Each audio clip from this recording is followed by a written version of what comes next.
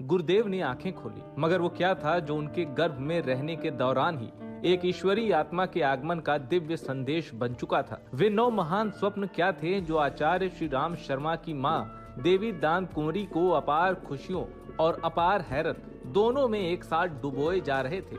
आज हम आपको ये दिव्य और मनोहारी कहानी सुनाने जा रहे हैं। आचार्य श्री राम शर्मा के पिता पंडित रूप किशोर शर्मा और माता देवी दान कुंवरी को स्वयं ईश्वर ने चुना था। उनके घर में ही इस महान आत्मा को जन्म लेना था। पंडित रूप किशोर शर्मा आगरा जनपद के आवलखेड़ा ग्राम में रहने वाले जमींदार थे और देवी दान कुंवरी साक्षात त्याग व ममता की मूर्ति। पंडित रूप किशोर शर्मा संस्कृत के प्रकांड विद्वान थे और ज्योतिष व आयुर्वेद पर उनका संपूर्ण अधिकार था। भागवत कथावाचक के तौर पर उनकी ख्याति चहुं ओर फैली हुई थी।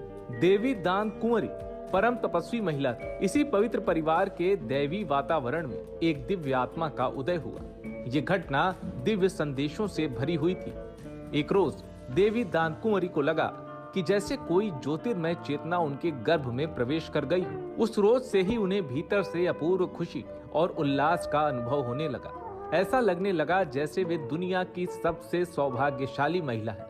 उनके शरीर में कभी कभार एक मनोहारी सी सुगंध आने लगती थी। आसपास की महिलाएं इसे देखकर चमत्कृत थीं।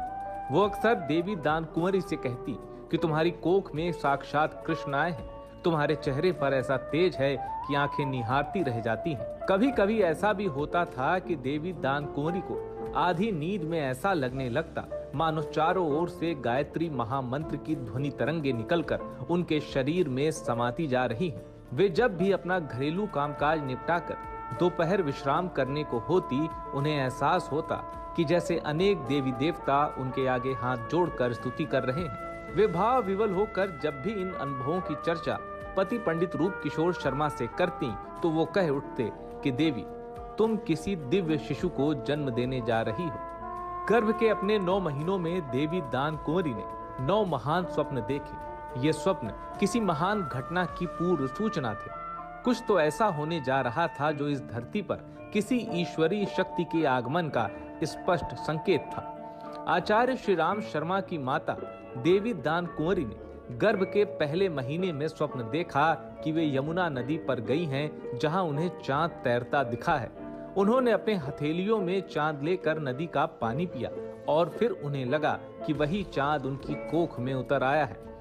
दूसरे महीने में उन्होंने देखा कि किसी ने उनकी कोख को एक नीड़ बना लिया है। जब वो भीतर देखती तो हैरान रह जाती। वो खुद से पूछ बैठती कि क्या माँ को कोख में स्वयं ईश्वर का दर्शन होता है।